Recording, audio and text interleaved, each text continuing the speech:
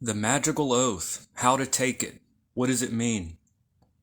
The magical oath is what we're talking about today.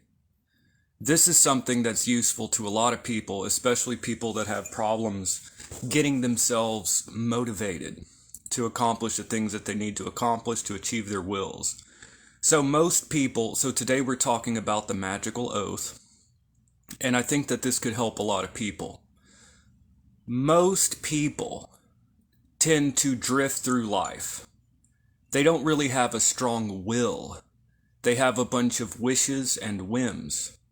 Many of them cancel out others. For example, someone may want to do this as a career, but they'd also like to do this, so they end up doing nothing. So we need to have our willpower in one direction. Will. And we have to be able to master ourselves before we could try to master the outside world. A steamboat must conquer its own inertia before it could attack the water. We have to overcome ourselves.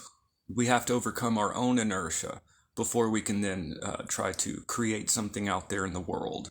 So many of us, we try to do magic, we try to do spells and things, and we want to realize our lives as we want to have them. We want to paint our own story, so to speak, with our lives.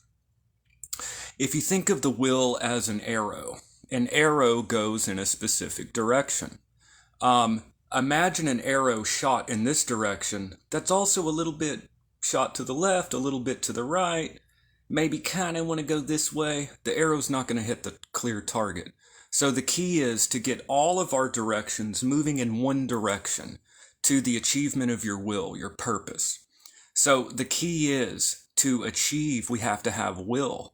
Will is, and today I'm going to define will a little bit. The will is represented by the magical wand in modern ceremonial magic. The will is the wand. The will, the fiery will. Okay. So think of the arrow. The arrow, you aim and you shoot. You aim for a target, a goal, and you shoot. Okay, there's a directed force in a particular direction. When we kind of want to do this and kind of want to do that, and we just kind of drift through life because we have one arrow pointing this direction, another arrow, we kind of want this, we kind of want that thing, and so we don't really go in any one direction. The key is to get all of our, I know what I want, I'm going here. That is the key. That decisiveness, and that is also the emperor. That is also that decisiveness, that emperor power, okay? We need to be able to harness our willpower. Now, willpower, there's a very excellent book written by Dr. McGonigal, The Willpower Instinct. And in this book, which I read years ago, she defines will in a very interesting way. And it's the typical way, like if you look up will in the dictionary, like if you Google will definition, will could be interpreted in several things. Willpower.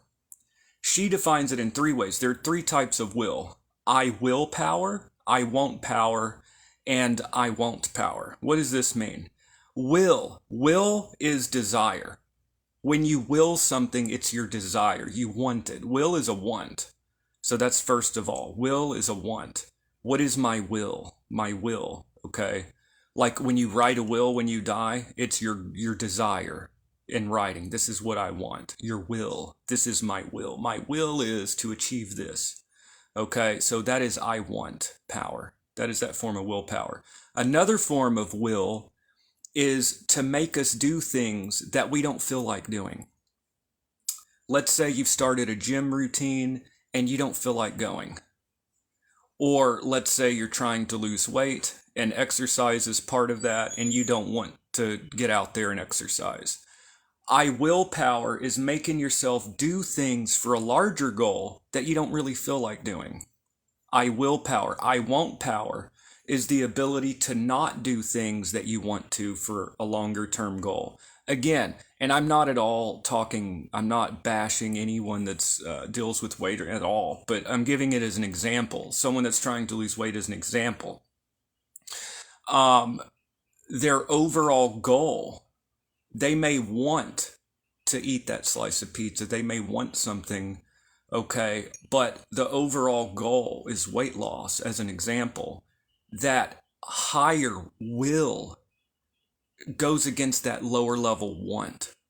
So, will has to do with wanting things, but also the ability to make yourself get up and do things that you don't feel like for this higher purpose. It's also the ability to not do things that you kind of want to do for the higher purpose, your higher level want. So there's a hierarchy of wills. There's the uppercase will, want, and then these lowercase whims, desires. Let's say you're married, you're in a monogamous relationship, you want sex with someone, but your higher goal is this loving relationship that you're already in. It's another example. You cancel out your lower level want for a higher purpose. Now, what does this have to do with any of this? The magical oath. The magical oath is basically a statement: I will do X, and then you achieve it. It is the binding of speech and actions. It is speaking the word and then making that manifest. This helps many people that are procrastinators, people that find it hard to get themselves moving. Practice the magical oath. Every day, this is your goal that you want to achieve no matter what. You will achieve this. Write it down. This is your oath. I will accomplish this today. I will do this today. This is your oath. You're taking an oath. It's binding. Write it down. And how do you do it? How do you take the magical oath? Quite simply, you say, I, state your name, take upon myself the magical oath to blank. Then you make yourself do it. Okay? So this is good for character development as well, because you're learning to be a man or woman of your word. You're learning to, when you say something, you do it. When you say you're going to do something, you do it. You achieve it. And also, it helps to develop in us when we say, I'm going to go achieve this. People are like, yeah, you're going to achieve it. You do it. You do it. You achieve it. When you speak something, it's as good as done. Binding words and action. And the word is creative. This is deeply esoteric, because the word, or the logos, is what spoke the universe into being. If you look in the Torah and Bereshit, God spoke the universe into creation. Those of you that are pagan, the Hermes Trismegistus, Thoth Hermes, he was the logos. He spoke the world to be. So the word, whether from a pagan or from whatever perspective, the word, or the logos, is the speech that creates. Abracadabra, many of us have heard of this. It's actually Aramaic. It says, I will create as I speak. So learning, and really this is something that skeptics, people that are, magic is a bunch of hooey, there's nothing they could really say about this, because this is something that is practical, it's down to earth, it's something that can help anybody, the taking of the magical oath. So this is good for anyone in general, but especially people that have trouble motivating themselves or tend to procrastinate, the taking of the magical oath. Speak your statement, I will do this today. Take your magical oath. It doesn't have to be today, it could be whatever. Put it within a specific time frame, I will do this, and that is the taking of the magical oath. Now, what happens if you break the magical oath? Nothing. You're going to be okay. But it's demoralizing. If you break it, that hurts your character, because that's building up. I say I'm going to do this, and then I don't do it. It's just as disastrous. You should act as if they're the direst of consequences to break an oath. Pretend. Nothing's going to happen if you break it, but act as if you break it, you're going to die. If you break it, it's just worst catastrophe ever. You need to build this into your mind that I cannot break it. I just can't. Even though there's no school mom out there, with the ruler ready to smack your fingers if you don't do it. Just the same, it's a good practice. So the taking of the magical oath, okay, binding of words and action. And if you look at the tree of life, the four lower Sephirot, Malkut, Yesod, Hod, and Netzach, these form the vessel. Tiferet and above are like the higher self that's above incarnation. But Netzach, Hod, Yesod, and Malkut, they represent the physical, earthly, our ego, okay, so we have our thoughts and ideas and hold, we have our passions and our desires and netzach, which is will.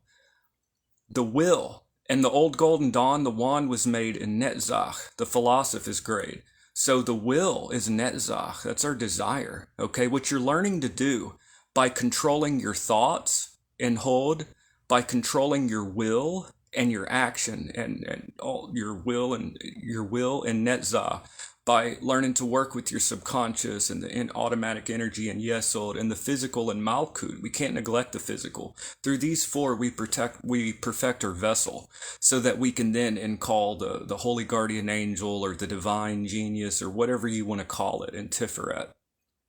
So that's just a little look at the taking of the magical oath and what it means. And it's a very simple practice. You just take an oath to yourself, I will accomplish this today. And then you make yourself accomplish it. This develops your wand. The wand is not just a physical, magical tool. This develops your true wand, which is your will. You're developing your willpower so that you can be a creative force in nature yourself, so that you yourself could be creative. Because the wand is creative. It's the bearer of the wand. Not to mention the phallic implications of that as well and desire, but that's a whole other thing. So that's it for the taking of the magical oath, and I will see y'all in the next video. We're going to have more stuff coming out for y'all. So thank you very much for watching, and I'll see y'all in the next video.